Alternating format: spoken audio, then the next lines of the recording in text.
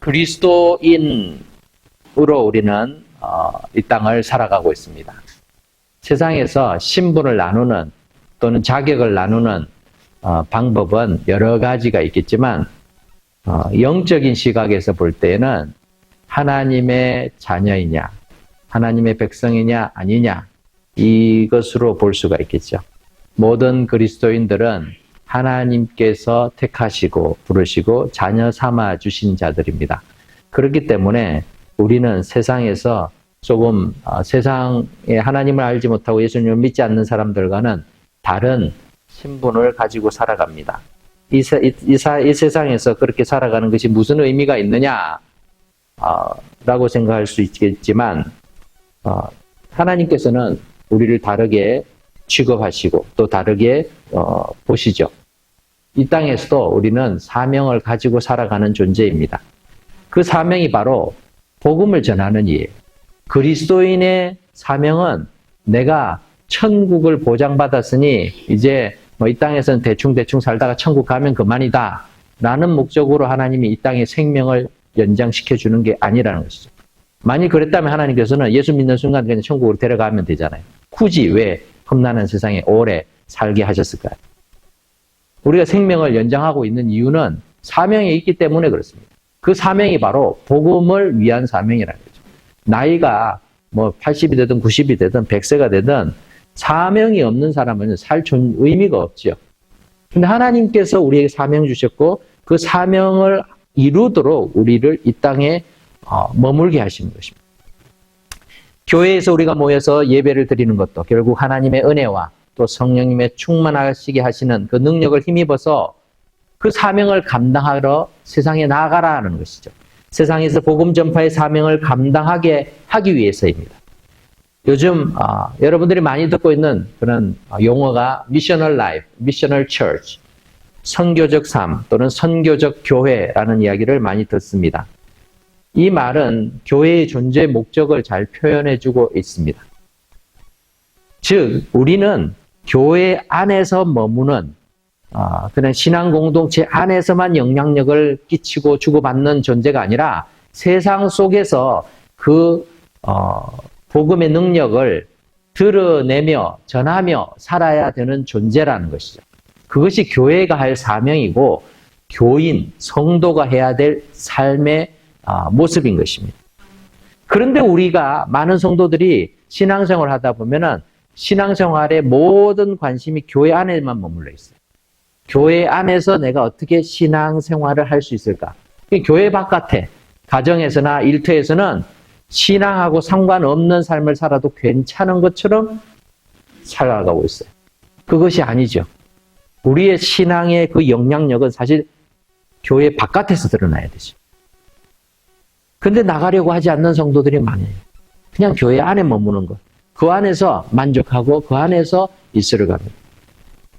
그러다 보니까 교회 안도 건강해지질 않아요. 여러분, 이 전쟁터에 전투를 하는 많은 사람 전투를 하고 막 돌아오면은요, 돌아와서 이제 숫자 확인하죠.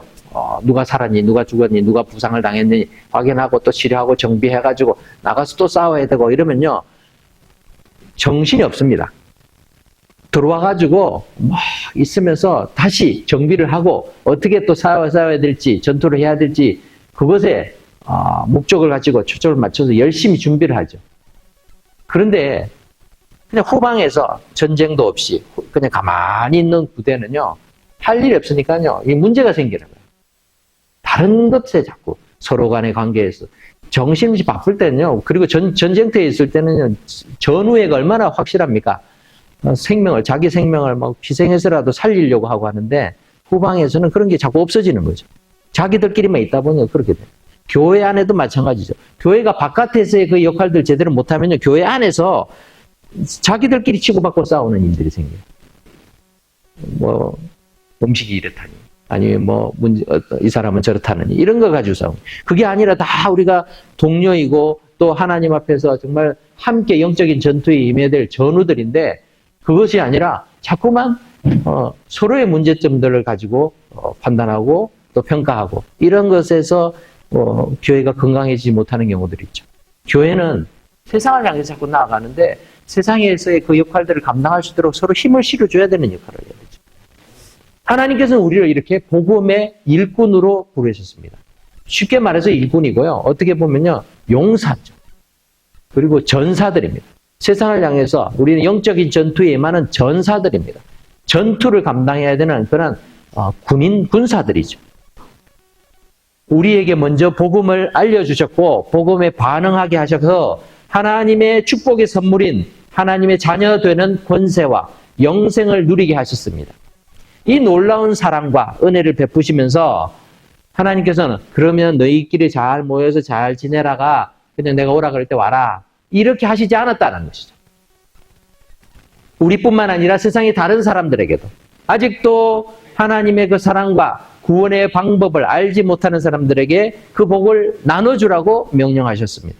그래서 복음을 전하는 일은 믿는 모든 자들에게 주신 하나님의 명령입니다. 우리는 복음을 전할 때뿐만 아니라 항상 어느 곳에서든지 복음을 위한 일꾼으로 살아가야 됩니다. 복음을 전한다라는 말이 단순히 그냥 전도지 들고 전도한다는 이것만 얘기하는 게 아니잖아요. 복음을 위해서 우리는요 여러 가지 준비해야 될 일들이 있습니다. 내가 하나님 말씀을 알아야 되고 또 내가 사람들과의 관계를 맺어야 되고 여러 가지 많은 일들이 있죠. 그런데 그 모든 일들의 목적이 하나라는 거죠. 복음을 전하기 위해서는. 사업을 하는 일도 가정을 꾸리는 일도 우리가 사람을 만나는 모든 일들도 결국은 내가 복음을 전하기 위해서 한다는 것이죠. 그런데 이 목적이 없어지면요 다른 것이 목적을 대체하게 되죠. 그래서 다른 것을 가지고 우리가 세상을 살아가게 됩니다. 교회 생활, 가정 생활, 직장 생활 및 사회 생활 등 우리가 관계하는 모든 영역이 복음을 위해서 하나님께서 우리를 보내신 현장임을 잊지 말아야 할 것입니다. 자, 그렇다면 복음을 위한 일꾼의 자세는 어떠해야 될까요? 데살로니가 교회는 세워진 지 얼마 되지 않은 그러한 교회였습니다. 그럼에도 불구하고 사도 바울은 그 교회에 향하는 그런 편지를 통해서 그들이 가진 신앙의 바른 모습들, 얼마나 완성하고 거룩 이렇게 완성된 모습이겠어요. 그렇지는 완전하지는 않았겠지만 그래도 그들의 그 삶의 그런 동기와 본질과 목표가 뚜렷했기 때문에 데살로니가 교회를 통해서 사도 바울은 이 오늘 편지를 통해서도 여러 가지 칭찬과 함께 그들이 어떻게 복음의 일꾼으로 복음을 위한 일꾼으로 살아가야 하는지를 또 알려주고 있습니다. 오늘 말씀을 통해서 세 가지로 우리 함께 보려고 합니다. 첫 번째로 복음을 위한 일꾼의 자세는 우리가 꺾이지 않는 믿음을 가져야 한다라는 거예요. 꺾이지 않는 믿음이라 하면 거듭되는 어려움 속에서도 우리가 그것을 극복할 수 있어야 된다라는 것이죠. 1절 말씀을 보니까 형제들아 우리가 너희 가운데 들어간 것이 헛되지 않은 줄을 너희가 친히 아나니 라고 말하면서 2절에서 너희가 아는 바와 같이 우리가 먼저 빌립보에서 고난과 능욕을 당하였으나 우리 하나님을 힘입어 많은 싸움 중에 하나님의 복음을 너희에게 전하였노라 라고 말하고 있습니다. 사도 바울 일행이 어떻게 복음의 일꾼 되었는지를 소개하고 있죠. 작년 후반 한 프로게이머의 우승 소감에서 시작된 말을 통해서 그의 카타르 월드컵 한국팀에 의해서도 많이 회자되었던 말이 중요한 것은 꺾이지 않는 마음이다. 이런 프레이즈가 이렇게 유명세를 탔습니다. 그래서 꺾이지 않는 마음, 꺾이지 않는다. 그 말은 무슨 의미입니까? 수많은 위기, 그리고 절망적인 상황, 이제는 틀렸다.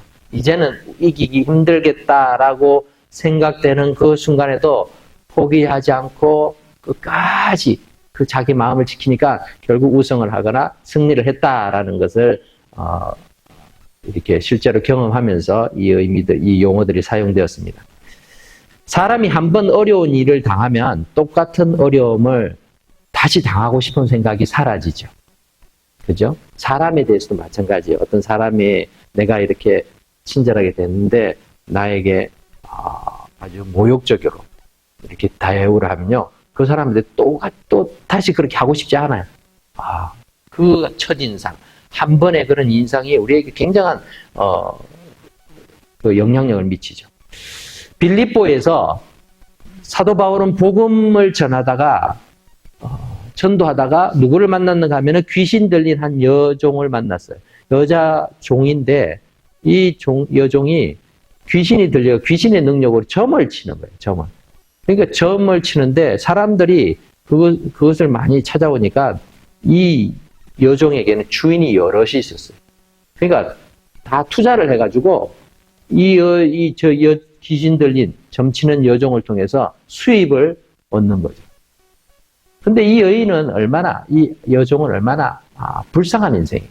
귀신 들려서 점 치는 것으로 주인들의 그냥 이익을 주는 그 삶을 살아가고 있는데 그 인생이 불쌍해서 사도 바울이 예수 그리스도 이름으로 귀신을 쫓아냅니다. 귀신이 나가니까 점을 치지를 못하죠. 그러니까 이윤이 없어졌습니다. 그러니까 주인들이 화가 났죠. 그래서 바울 일행을 모함을 하죠. 이 사람들은 우리가 가져서는 안 되는 이상한 그런 이야기들을 하고 또 잘못된 가르침들을 하면서 세상을 어지럽게 한다 라고 얘기하면서 복음을 전하는 것들도 방해하고 그렇게 고소를 해서 법정에 끌려가서 그냥 사유도 알아보지 않고 뭐 그 당시에 이 빌립보에서 이 귀신 들린 여종의 주인들이 상당한 영향력이 있었나 봅니다. 그러니까 그냥 매질부터 먼저 했죠. 매를 맞고 감옥에 갇혔습니다. 얼마나 억울합니까? 사실요, 바울은요, 매 안 맞아도 되는 신분을 가졌어요. 그 당시에 로마 시민권자는요, 채찍질을 할 수 없었어요. 함부로 매질을 못 합니다.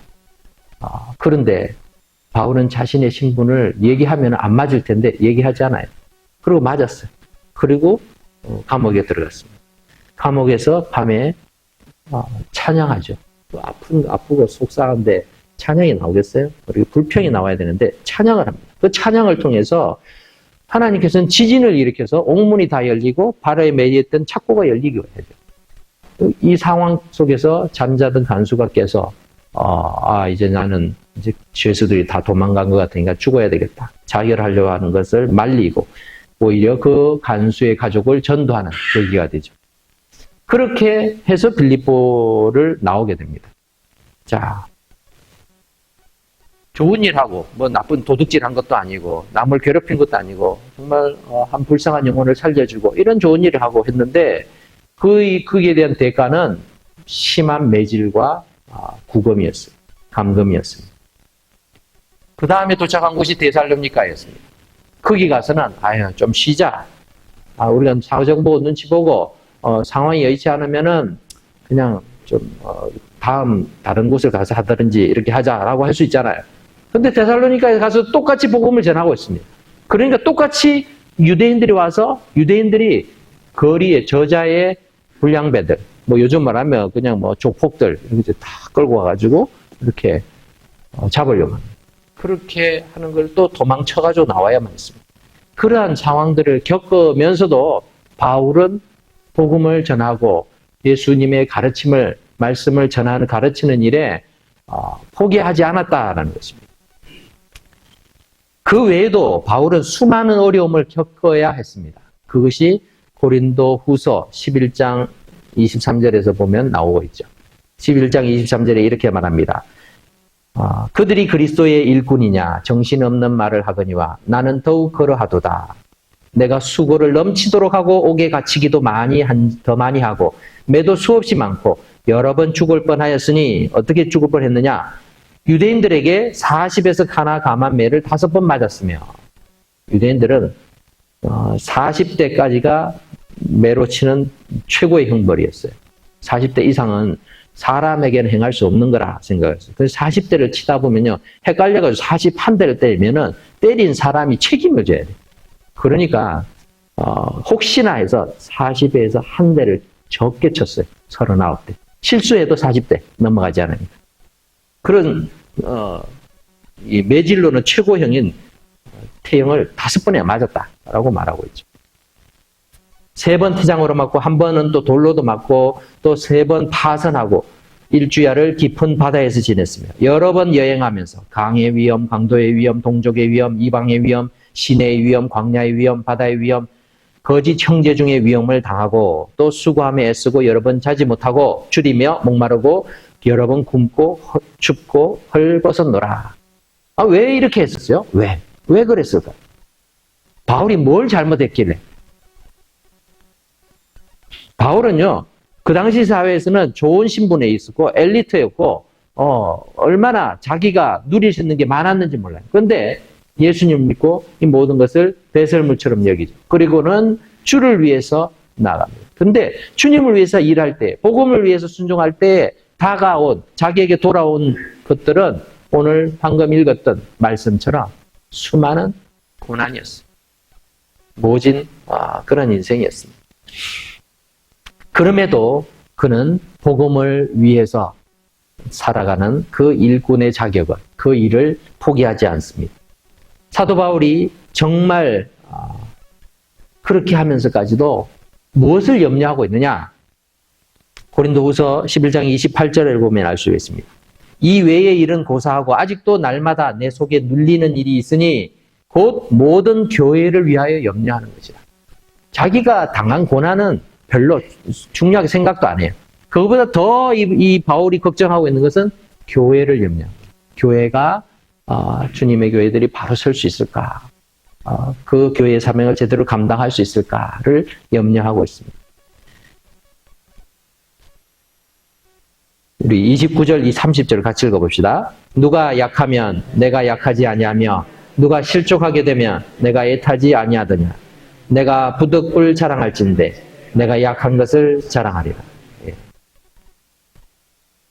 교회를 바라보면 그 교회의 연약함들이 다 보이잖아요.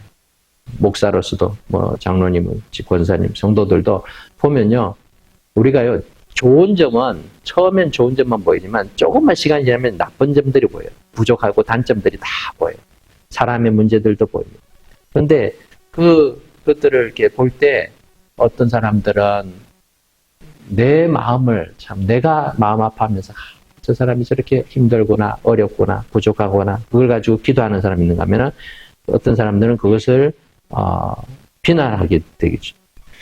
사도 바울이 능력이 있고 강해서가 아니죠. 교회를 걱정한다라고 해서 사도 바울은 대단한 사람이고 또 그가 가르치고 했으니까 그의 모습을 본받아라 이렇게 이야기할 수 있는 게 아니라 자기 자신도 연약하고 부족하다는 것을.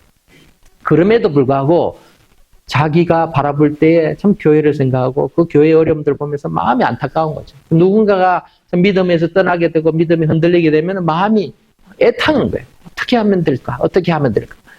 이렇게 하는데 그렇게 하면서 자기가 얼마나 연약한지를 지금 얘기해요. 내가 연약한데도 그 연약한 내가 주님의 일을 감당하고 있는 것은 내가 나의 능력이 아니라 주님의 은혜로 가능하다는 것이죠.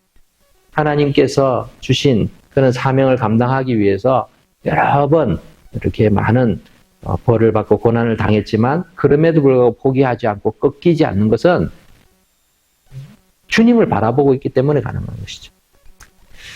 우리도 복음을 위해서 살다가 당하는 여러 가지 고난과 어려움이 있을 수 있습니다. 가정으로부터 핍박을 당할 수도 있고요. 직장에서 따돌림이나 또는 불이익을 당할 수도 있습니다. 사업할 때도요. 예수 믿는 것 때문에 그것을 교묘하게 이용해서 괴롭히는 사람들이 있어요. 그럴 때 어떻게 합니까? 두려워하거나 포기할 것이 아니라 끝까지 주님을 더 의지하면서 극복해 나가야 된다는 것입니다. 바울이 우리에게 알려주고 있는 것은 꺾이지 않는 그 믿음을 드러내라라는 것입니다. 어려움이 있을 때 더 주님을 바라보라는 것입니다. 어려움 때문에 주춤하고 멈칫할 것이 아니라 어려운 순간이 바로 기회인 것이죠. 하나님 앞에 더 나아가야 될 줄 믿습니다. 두 번째로 복음을 위한 일꾼이 가져야 될 자세는 하나님을 기쁘시게 해야 된다라는 것이죠. 4절 말씀 우리 같이 읽어보겠습니다. 시작. 오직 하나님께 옳게 여기심을 입어 복음을 위탁받았으니 우리가 이와 같이 말함은 사람을 기쁘게 하려 함이 아니요 오직 우리 마음을 감찰하시는 하나님을 기쁘시게 하려 함이라. 하나님을 기쁘시게 하기 위해서 우리는 복음의 일꾼으로 일을 하는 거죠. 5절에서도 이렇게 말합니다. 너희도 알거니와 우리가 아무 때에도 아첨하는 말이나 탐심의 탈을 쓰지 아니한 것을 하나님이 증언하시느니라. 데살로니가 가서 그 사람들을 막 기쁘게 하고 그 사람들의 비위를 맞춰주면서 그렇게 바울이 사람을 모집한 게 아니에요. 복음을 통해서 하나님이 기뻐하시는 일이니까 하는 거죠. 사도행전 4장에 보면 베드로가 요한과 함께 성전으로 올라가죠. 올라가는데 나면서부터 걷지 못하는 구걸하는 사람을 만납니다. 그 거지를 예수님의 이름으로, 은과 금은 내게 없지만 예수 그리스도, 나사렛 예수 그리스도의 이름으로 명해서 걷게 하죠. 그렇게 함으로써 이제 한바탕 소동이 벌어지죠. 사람들이 웬일인가. 그때 이제 베드로가 또 복음을 전하고 많은 사람들이 예수님을 믿게 됩니다. 이 광경을 또 알게 된 이 유대인 최고 지도자 회의인 사내들인 공회에서는 이 베드로와 요한을 이 제자들을 체포해서 데리고 오죠. 데리고 와서는 예수 이름으로 가르치지도 말고 딴짓 하지 말아라. 이렇게 경고를 합니다. 그때 제자들의 반응이 어땠습니까? 종교 지도자들의 비위를 맞춰주면서 위기를 모면하려고 했을까요? 그러지 않았죠. 사도행전 4장 19절, 20절 우리 같이 읽어봅시다. 시작. 베드로와 요한이 대답하여 이르되 하나님 앞에서 너희의 말을 듣는 것이 하나님의 말씀을 듣는 것보다 옳은가 판단하라. 우리는 보고 들은 것을 말하지 아니할 수 없다 하니. 우리가 하나님 앞에 서 있는 존재인데 너희가 지금 이렇게 협박을 한다고 해서 내가 하나님 말씀 안 듣고 너희 말을 들어야 되겠느냐라고 말하고 있죠. 그럼 그만큼 자신의 사명이 무엇인지를 아니까 그 앞에서 사람들의 눈치를 보거나 사람들의 비위를 맞추지 않는 모습을 보이죠. 로마서 8장 8절에서도 육신에 있는 자들은 하나님을 기쁘시게 할 수 없다라고 말씀합니다. 히브리서 11장 6절에서는 믿음이 없이는 하나님을 기쁘시게 할 수 없다라고 말합니다. 즉 우리가 믿음으로 하는 행동이 하나님을 기쁘시게 할 수 있다라는 것이죠. 하나님을 기쁘시게 하는 삶을 살아야 되는데 우리의 믿음과 상관없이 자꾸 판단하고 결정을 하다 보면은 사람의 눈치를 보고 사람을 기쁘게 하는 쪽으로 가게 된다라는 것입니다. 하나님을 기쁘시게 하는 일만이 하나님의 일입니다. 믿습니까? 하나님을 기쁘시게 하지 않는 하나님의 일이 있을까요? 없죠. 우리가 주님의 일을 한다라고 막 하는데 하나님 기뻐하지 않는다면 그거는 주님의 일이 아닌 거예요. 사람들이 당신 훌륭합니다. 최고입니다. 멋진 일을 했습니다. 훌륭한 일을 했습니다. 당신이 세상을 구했습니다 하더라도 하나님이 그 일을 기뻐하지 않는다면요. 그 일은 하나님의 일이 아닌 거예요. 복음을 위한 일꾼이 되었다면 우리는 모든 일이 복음을 위한 일이 되어야 됩니다. 가정에서나 일터에서나 항상 복음을 위한 일꾼으로 살아야 합니다. 교회에서도 마찬가지입니다. 하나님께서 내가 어떻게 행동하고 말하는 것인가를 그것을 어떤 것을 기뻐하실까? 어떻게 말하는 것을 나의 말과 나의 행동 이것을 기뻐하실까를 생각하면서 우리가 행동해야 되는 것이죠. 그렇게 할 때에 우리는 바른 신앙생활을 할 수 있고 또 우리가 세상 속에서도 내가 하나님 맡겨주신 그 사명을 감당하며 살 수 있을 줄 믿습니다. 마지막으로 복음을 위한 일꾼은 대가를 포기하라 라는 것이죠. 복음을 위한 일꾼의 자세는 대가를 기대하지 않아야 된다는 것입니다. 3절을 보면은 이렇게 말합니다. 우리의 권면은 간사함이나 부정에서 난 것이 아니요 속임수로 하는 것도 아니라. 자, 사도 바울 일행이 이렇게 복음을 전할 때 아주 요상한 방법을 사용해서 사람들을 현혹시키고 이렇게 하지 않았습니다. 세상에서 많은 사람들이 부정한 방법으로 일하는 주된 이유는 자기의 이익을 챙기기 위해서이죠. 정직하게 행하면 자기에게 손해가 될 때 사람들은 부정직한 방법을 택하게 됩니다. 그런데 하나님의 일을 할 때는 바른 동기를 가지고 해야 되죠. 여러분 똑같은 행동을 하더라도요. 동기가 다를 수 있어요. 겉으로 볼 때는 똑같아 보이지만 그 동기는 다를 수 있다는 것이죠.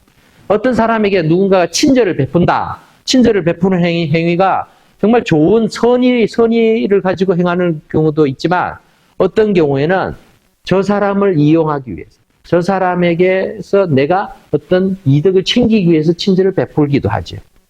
세상에서 우리는 종종 그런 것을 많이 보게 됩니다. 복음을 전하거나 하나님의 일을 행하는 것은 사람들에게 인정받거나 칭찬받기 위함이 아니죠. 그래서 복음을 전하다 보면요, 칭찬은 그냥 오히려 비난을 받기도 합니다. 그런 경우들이 많이 있죠. 그럼에도 불구하고 우리는 주의 일을 하다 보면 가끔씩은 존경받기도 하고 또 주님의 일을 하는데 사람들이 인정해주고 칭찬해주기도 합니다. 그런데 그거는 당연한 게 아니에요. 그거는 우리의 계산이 없는 거예요. 없는 것이 분에 넘치는 그런 대우를 받는 것뿐이죠. 우리가 예수님을 구주로 믿고 신앙생활하고 교회 생활하며 여러 가지 봉사와 헌신을 기쁨으로 하는 이유는 사람들이 우리를 인정해 주거나 칭찬을 해 주어서가 아니죠. 그것을 기대해서가 아닙니다. 그것을 기대해서 한다면요, 벌써 이미 대가를 기대하면서 봉사하는 거고 헌신하는 거죠. 열심히 봉사하면 하나님께서 내 사업에 복을 주시고 내 자녀를 지켜주실 것이라는 그 기대감으로 그 대가를 바라면서 봉사하는 것이 아니라는 것이죠. 하나님께서는 우리를 사랑하셔서 독생자 예수님까지 아끼지 아니하시고 우리를 위해서 이 땅에 보내시고 죽게 하셨습니다. 그 은혜로 말미암아 우리는 구원을 받았고 또 하나님의 자녀가 되었으며 천국과 영생의 선물을 받게 되었습니다. 이 놀라운 복을 받은 우리가 하나님 앞에서 주님의 일을 값없이 기쁨으로 감당하게 되는 것이죠. 그것이 우리가 사명을 감당하는 이유예요. 우리는 이미 분에 넘치는 은혜를 누리고 있는 자들입니다. 그 은혜에 감사하는 마음으로 주의 복음을 위해서 일하는 자가 되고 복음을 전하는 자가 되어야 될 줄 믿습니다. 대가는 없습니다. 복음을 전하니까 그러면은 당신의 가정이 당신의 사업이 잘 될 것이다. 아니요. 그런 대가를 바라고 복음을 전하는 게 아니라는 거예요. 이미 받은 대가가 크기에, 이미 받은 은혜가 크기에, 복이 크기에 내가 그것을 하나님 앞에 감사의 표현으로 우리의 사명을 감당하는 것뿐이죠. 물론 그렇게 살아갈 때에 하나님께서는 하나님의 나라에서 우리의 놀라운 또 칭찬과 상급으로 또 허락하실 것입니다. 그러나 그것이 중요한 것이 아니라 내가 받은 것이 많기 때문에 그 은혜를 인하여서 주님의 일들을 감당해야 될 줄 믿습니다. 말씀을 맺겠습니다. 사랑하는 은혜와 평강교회 성도 여러분, 우리는 여전히 연약하고 부족합니다. 하지만 하나님께서는 강하고 능력 있는 사람들을 통해서 그 능력들을 사용해서 하나님의 일을 하시기보다는 우리처럼 연약하고 부족한 자들이 하나님의 은혜와 능력을 의지해서 주의 일을 하는 것을 더 기뻐하신 줄 믿으시기 바랍니다. 그러므로 복음을 위한 일꾼된 자로서 주님을 더 신뢰하고 주님을 기쁘시게 하며 이미 받은 은혜와 축복에 감사하는 마음으로 주님 나라를 위해 신실하게 섬기고 충성하는 하나님의 자녀들이 되시기를 주의 이름으로 축복합니다. 기도하겠습니다.